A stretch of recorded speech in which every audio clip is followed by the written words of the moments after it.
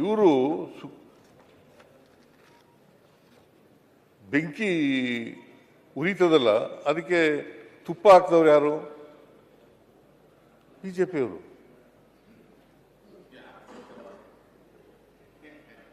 ಯಾರು? ನಿಮ್ಮ ವಿಜಯೇಂದ್ರ ಇಲ್ಲ ಇಲ್ಲಿ, ಅಧ್ಯಕ್ಷರು ಯಾರು? ಅಲ್ಲಿ ಹೋಗಿ ಮಲಗಕ್ಕೆ ಹೋಗಿದ್ದವರು ಯಾರು? ಏನು ಬೆಂಬಲ ಮಾಡೋದು?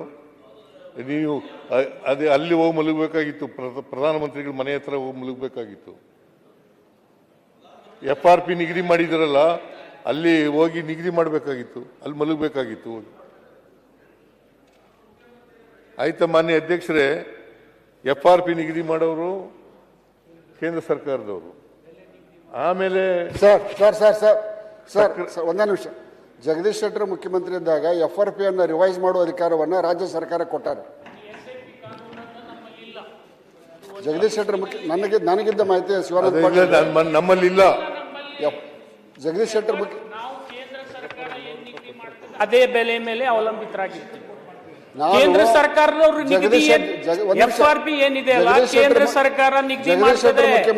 SAP ಕಾನೂನು ಫಾಲೋ ಮಾಡಲ್ಲ. ಹೆಚ್ಚಿಗೆ ಮಾಡುವಂತ ಅಧಿಕಾರವನ್ನ ರಾಜ್ಯ ಸರ್ಕಾರ ಕೊಟ್ಟದ್ದಂತ ಆದೇಶ ಇದೆ.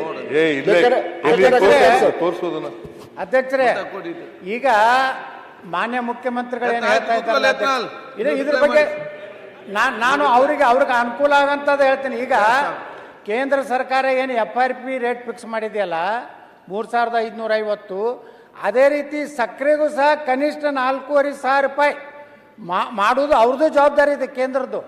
ಅದನ್ನು ಘೋಷಣೆ ಮಾಡಿಲ್ಲ, ಕೇವಲ ರೈತರಿಗೆ ಕೊಡೋದಾಯ್ತು. ಸಕ್ಕರೆಗೂ ಒಂದು ಅದೇ ಅಧ್ಯಕ್ಷರ ಅವ್ರಿಗೆ ಸಹಾಯ ಕೇಳಕ್ಕೆ ಸಕ್ಕರೆ ಯೋಗ್ಯ ರೇಟ್ ಕೊಟ್ಟಾಗ ಸಕ್ಕರೆ ಕಾರ್ಖಾನೆಗಳು ಉಳಿಲಿಕ್ಕೆ ಸಾಧ್ಯ ಇದೆ. ಬರೇ ಒಂದ್ ಸೈಡ್ ಯಾರು ಇಲ್ಲ, ಟೊಳ್ಳು ಕೊಡಬಾರ್ದು. ಮಾನ್ಯ ಅಧ್ಯಕ್ಷರೇ, ಇದು ನಿಮಗೆ ನೋಡಿ, ನನಗೆ 2009-10ರಿಂದ ಯಾವಾಗ FRP ನಿಗದಿ ಆಯಿತು, ಮನಮೋಹನ್ ಸಿಂಗ್ರಿದ್ರು 9-10ರಲ್ಲಿ, ಅವರು FRP ನಿಗದಿ ಮಾಡಿದ್ದು ಫೇರ್ ಅಂಡ್ ರೆಮ್ಯುನರೇಟಿವ್ ಪ್ರೈಸ್ ಅಂತ. ಆಗ 487 ಕೋಟಿ ಕೊಟ್ಟಿದ್ರು, ಹೆಚ್ಚಾಗಿ 487 ಕೋಟಿ.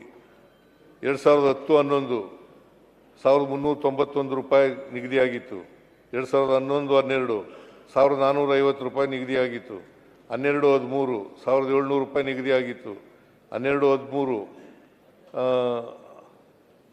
2100 ರೂಪಾಯಿ ನಿಗದಿಯಾಗಿತ್ತು.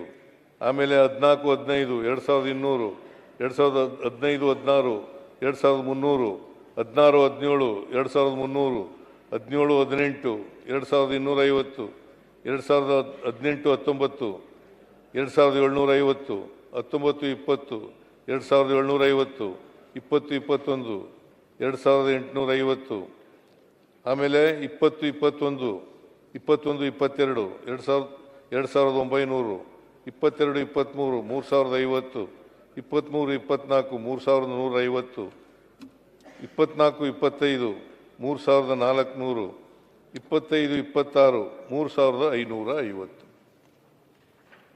ಇದು ಕೇಂದ್ರ ಸರ್ಕಾರ, ಇನ್ಕ್ಲೂಡಿಂಗ್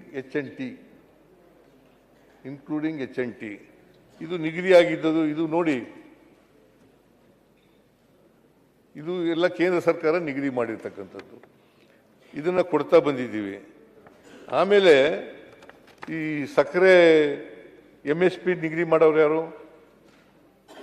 ಸಕ್ಕರೆಗೆ 2019ರಲ್ಲಿ 2019ರಲ್ಲಿ ನಿಗದಿ ಮಾಡಿದ್ದದು 31 ರೂಪಾಯಿ.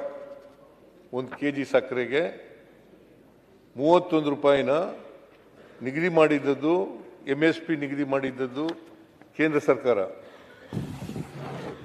ನಾವು ಅಧ್ಯಕ್ಷರೇ, ಅವಾಗ 2019 ಮಾತಾಡಬೇಡಿ, ನಿಮ್ಗೆ ಜಾಸ್ತಿ ಇದ್ದಂತಲ್ಲ ಮಾತಾಡಬೇಡಿ, ಈಲ್ಡ್ ಆಗಿದ್ದು ನೀವು ಮಾತಾಡಬೇಡಿ. ಆಯ್ತು, ಬೇಡ, ಪ್ರತಿಯೊಂದು ಕೂಡ ಇಲ್ಲಿ ಉತ್ತರ ಕೂತ್ಕೊಳ್ಳಿ ಆಗುದಿಲ್ಲ. ಈಗ ಆಯ್ತು ಒಂದ್ ಸೈಡ್ ಆಗ್ಬಾರ್ದು, ಒಂದ್ ಸೈಡ್ ಆಗ್ಲಿಲ್ಲ ಮಾತಾಡ್ಬೇಡಿ. ಹೇಳ್ರಿ ಈಲ್ದಾಗ್ಲಿ ಅಷ್ಟಲ್ಲ ಮಾತು ಈಲ್ದಾಗ್ಲಿಲ್ಲ ಕೂತ್ಕೊಳ್ಳಿ ನೀವು. ಆಯ್ತು ಅದನ್ನ ಮಾತಾಡ್ಬೇಡಿ ಈಗ. ಅನ್ ಅಗತ್ಯ ಇಲ್ಲ, ನಿಮ್ಮದು ಮಾತು ಅಗತ್ಯ ಇಲ್ಲ. ಕೂತ್ಕೊಳ್ಳಿ ಈಗ. ಇಲ್ಲಿ ಉತ್ತರ ಕೇಳಿ, ಮತ್ತೆ ಕ್ಲಾರಿಫಿಕೇಶನ್ ಕೇಳಿ. ಉತ್ತರ ಆದ ನಂತರ ಕ್ಲಾರಿಫಿಕೇಶನ್ ಕೇಳಿ ನೀವು. ಈಗ ಅದರ ಬಗ್ಗೆ ಪ್ರತಿಯೊಂದು ಕೂಡ ಇದರಿಂದ ಆಗುದಿಲ್ಲ. ನೀವು ಕೂತ್ಕೊಳ್ಳಿ ಈಗ. ಮತ್ತೆ ನೀವು ಕ್ಲಾರಿಫಿಕೇಶನ್ ಕೇಳಿ, ಮತ್ತೆ ಅಲ್ಲಿ ಕ್ಲಾರಿಫಿಕೇಶನ್ ಕೇಳಿ. ಈಗ ನಾನು ಅದನ್ನೇ ಹೇಳ್ತಾ ಇದ್ದೇನೆ. ಮಾನ್ಯ ಅಧ್ಯಕ್ಷರೇ, MSP ನಿಗದಿ ಮಾಡೋರು ಸಕ್ಕರೆಗೆ ಕೇಂದ್ರ ಸರ್ಕಾರ 31 ರೂಪಾಯಿ 1 kg ಸಕ್ಕರೆಗೆ ನಿಗದಿ ಮಾಡಿದ್ದು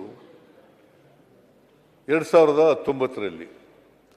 6 ವರ್ಷಗಳಾಯಿತು, ಇವತ್ತಿನವರೆಗೂ ಬದಲಾವಣೆ ಮಾಡಿಲ್ಲ, ಹೆಚ್ಚು ಮಾಡಿಲ್ಲ. 1 kg ಸಕ್ಕರೆಗೆ ಕನಿಷ್ಠ ಪಕ್ಷ 41 ರೂಪಾಯಿ ಮಾಡಿ ಅಂತೇಳಿ ನಾವು ಪತ್ರ ಬರೆದಿದ್ದೀವಿ. ಕೇಂದ್ರ ಸರ್ಕಾರಕ್ಕೆ ಪತ್ರ ಬರೆದಿದ್ದೀವಿ, ಇವರು ಬರೆದಿದ್ದಾರೆ, ಶಿವಾನಂದ ಅವರು ಸಕ್ಕರೆ ಮಂತ್ರಿಗಳು ಅವರು ಬರೆದಿದ್ದಾರೆ, ನಾನು ಕೂಡ ಬರೆದಿದ್ದೀನಿ, ಪ್ರಧಾನಮಂತ್ರಿಗಳಿಗೆ ಬರೆದಿದ್ದೀನಿ. ಇವತ್ತಿನವರೆಗೂ ಬದಲಾವಣೆ ಮಾಡಿಲ್ಲ, MSP ಬದಲಾವಣೆ ಮಾಡಿಲ್ಲ. ಆಮೇಲೆ ಎಥನಾಲ್ ಹಂಚಿಕೆ ಮಾಡೋರು ಯಾರು? ಅವರೇ, ಕೇಂದ್ರ ಸರ್ಕಾರನೇ. ಕೇಂದ್ರ ಸರ್ಕಾರನೇ ಎಥನಾಲ್ ಹಂಚಿಕೆ ಮಾಡೋರು. ಅದನ್ನೂ ಮಾಡಿಲ್ಲ. ಆಮೇಲೆ ರಫ್ತು ನಿಗದಿ ಮಾಡ್ತಕ್ಕಂಥವ್ರು ಅವರೇನೆ. ಸಕ್ಕರೆ ರಫ್ತು ನಿಗದಿ ಮಾಡ್ತಕ್ಕಂಥವ್ರು ಕೇಂದ್ರ ಸರ್ಕಾರನೇ.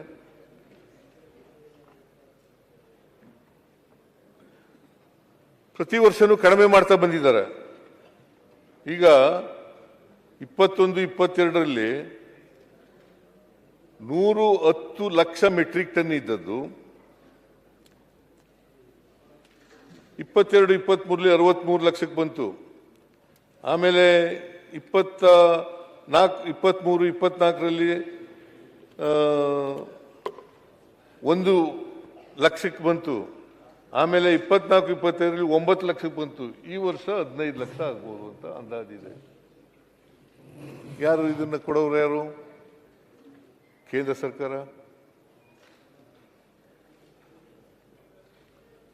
ಇಷ್ಟೆಲ್ಲ ರೈತರಿಗೆ, ಕಬ್ಬು ಬೆಳೆಗಾರರಿಗೆ ಅನ್ಯಾಯ ಆಗಲಿಕ್ಕೆ ಯಾರು ಕಾರಣ? ಬರೀ ಉದ್ದುದ್ದ ಭಾಷಣ ಮಾಡಿದ್ರೆ ಪ್ರಯೋಜನ ಇಲ್ಲ. ಇದನ್ನೆಲ್ಲ ಹೆಚ್ಚು ಮಾಡಲಿ.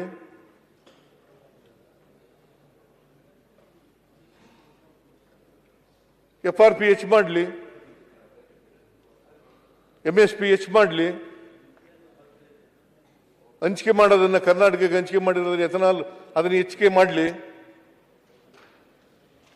ಆಮೇಲೆ ರಫ್ತು ಹೆಚ್ಚು ಮಾಡಲಿ.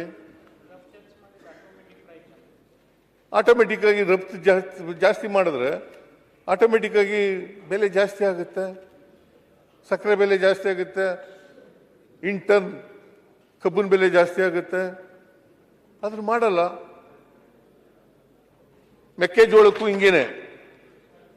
ಮೆಕ್ಕೆಜೋಳದಲ್ಲಿ ನಾನು ಮೆಕ್ಕೆಜೋಳದ್ದು 17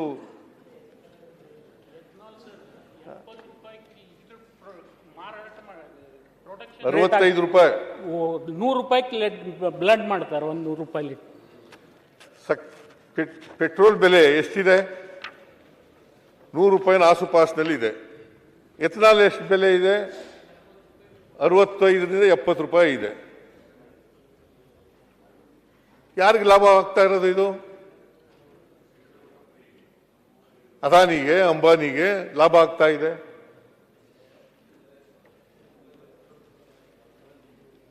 ಇದನ್ನ ಸರಿ ಮಾಡ್ದೇನೆ ಅಲ್ಲೋಗಿ ರಾತ್ರಿ ಹೊತ್ತು ಹೋಗಿ ಮಲಗಳೋದು,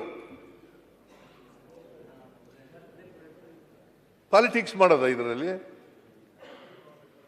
ಚಳುವಳಿ ಶಮನ ಮಾಡಬೇಕು. ಈಗ ನಾವು 50 ರೂಪಾಯಿ ಕೊಡ್ತಾ ಇರೋದ್ರಿಂದ 300 ಕೋಟಿ ರೂಪಾಯಿ ಸರ್ಕಾರದ ಮೇಲೆ ಹೊರೆ ಬೀಳ್ತದೆ. 300 ಕೋಟಿ ತಾನೆ, 300 ಕೋಟಿ ಹೊರೆ ಬೀಳ್ತದೆ. ಶುಗರ್ ಫ್ಯಾಕ್ಟರಿ 300 ಕೋಟಿ ಕೊಡಬೇಕು. ಒಟ್ಟು 100 ರೂಪಾಯಿನ ನಾವು ಹೆಚ್ಚು ಮಾಡಿದ್ರಿಂದ ಚಳುವಳಿ ವಾಪಸ್ ತಗೊಂಡ್ರು, ಪ್ರತಿಭಟನೆ ವಾಪಸ್ ತಗೊಂಡ್ರು. ನೀವು FRP ಜಾಸ್ತಿ ಮಾಡಿದ್ರೆ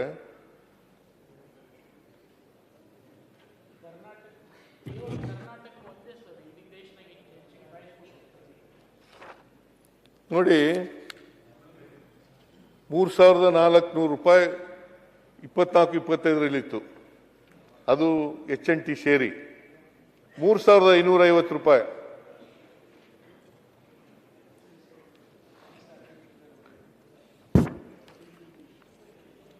ಇನ್ಕ್ಲೂಡಿಂಗ್ HNT 3,550 ರೂಪಾಯಿ. 10.25 ಇಳುವರಿ ಇರ್ತಕ್ಕಂಥ ಕಬ್ಬಿಗೆ ಅದಾಯಿತು.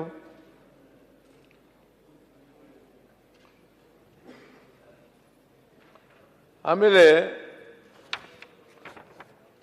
ಮೆಕ್ಕೆಜೋಳ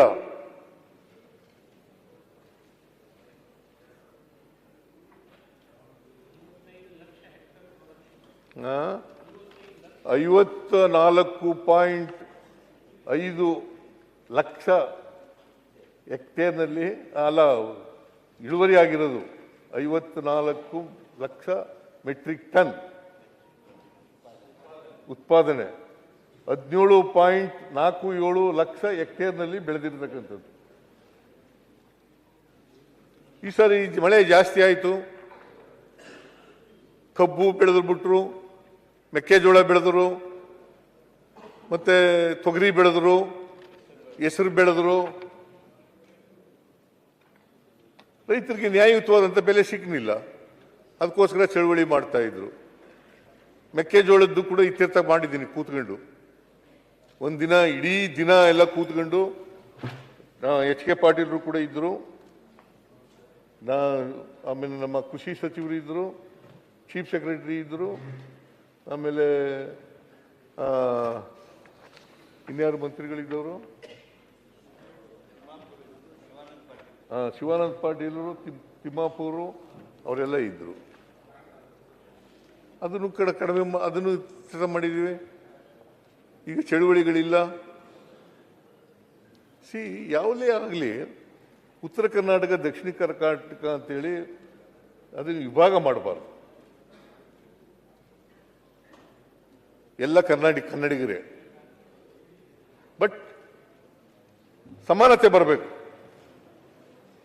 ಯಾವ ರಾಜ್ಯ, ಯಾವ ಜಿಲ್ಲೆ ಆಗಲಿ, ಯಾವ ತಾಲೂಕಾಗಲಿ ಅಸಮಾನತೆಯಿಂದ ಕೂಡಿರಬಾರ್ದು.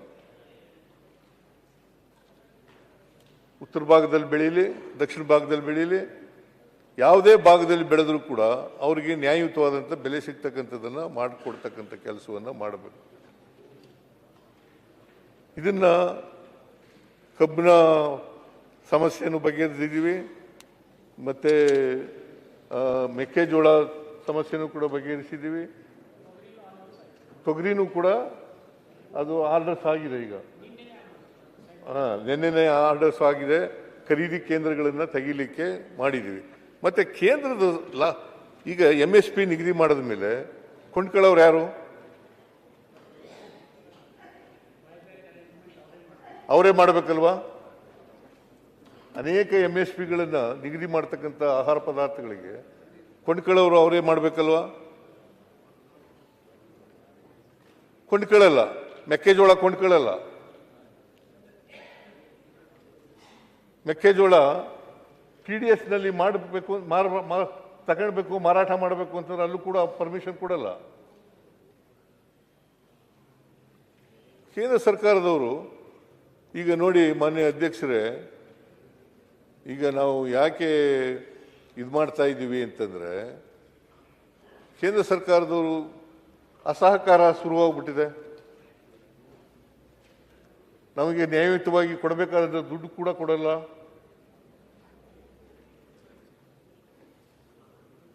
ಈಗ ನೋಡಿ, ಜಲಜೀವನ್ ಮಿಷನ್ JJM ಅದರಲ್ಲಿ 13,000 ಕೋಟಿ ಬರಬೇಕು. ಹೋದ ವರ್ಷದಿಂದ ಕೊಟ್ಟಿಲ್ಲ, ಹೋದ ವರ್ಷನೂ ಕೊಡಲಿಲ್ಲ, ಈ ವರ್ಷನೂ ಕೊಟ್ಟಿಲ್ಲ. ತುಂಬಾ ದಪ್ಪ ಇದ್ದೀರಾ? ಅದರಲ್ಲೂ ಯಾವುದೇ ಸೈಡ್ ಎಫೆಕ್ಟ್ ಇಂದ ಸಣ್ಣ ಆಗ್ಬೇಕಾ? ಎಷ್ಟೋ ಜನ ಹೇಳ್ತಾ ಇದ್ರಿ ಸರ್ ನಾನು ಜಿಮ್ಗೆ ಹೋಗ್ತಾ ಇದ್ದೀನಿ ಆದ್ರೂ ಸಣ್ಣ ಆಗ್ತಾ ಇಲ್ಲ ಸರ್, ವರ್ಕೌಟ್ ಮಾಡ್ತಾ ಇದ್ದೀನಿ ಆದ್ರೂ ಸಣ್ಣ ಆಗ್ತಾ ಇಲ್ಲ ಅಂತ ಹೇಳ್ತಾ ಇದ್ರಲ್ಲ. 100% ಯಾವ ಜಿಮ್ಗೂ ಹೋಗ್ದಂಗೆ ವರ್ಕೌಟು ಮಾಡ್ದಂಗೆ ನೀವು ಸಣ್ಣ ಆಗ್ಬೋದು. ಪ್ರತಿದಿನ ಬೆಳಿಗ್ಗೆ ಸಂಜೆ 2 ಟೈಮ್ ನಮ್ಮ ಜೀನಿ ಸ್ಲಿಮ್ನ ಯೂಸ್ ಮಾಡಿ ಯಾವುದೇ ಸೈಡ್ ಎಫೆಕ್ಟ್ ಇಲ್ದಂಗೆ ನೀವು ಸಣ್ಣ ಆಗ್ತೀರಾ. ಯಾಕೆಂದ್ರೆ ಜೀನಿ ಸ್ಲಿಮ್ಮು ಒಂದು ಉತ್ತಮ ಆಹಾರ. ಯಾರಾಗ್ತಾರೆ ಎಂಎಲ್ಎ ಅಭ್ಯರ್ಥಿ 2028 ಶೀಘ್ರದಲ್ಲೇ. ಪ್ರತಿದಿನ ಒಂದೊಂದು ಕ್ಷೇತ್ರದ ಟಿಕೆಟ್ ಆಕಾಂಕ್ಷಿಗಳ ಸಂಪೂರ್ಣ ಮಾಹಿತಿ ಪೊಲಿಟಿಕಲ್ ಜರ್ನಲಿಸ್ಟ್ KM ಶಿವಕುಮಾರ್ ಅವರಿಂದ. ಕರ್ನಾಟಕದ ನಂಬರ್ 1 ಡಿಜಿಟಲ್ ಮೀಡಿಯಾ ನಿಮ್ಮ ನೆಚ್ಚಿನ ಕರ್ನಾಟಕ ಟಿವಿಯಲ್ಲಿ ಮಾತ್ರ.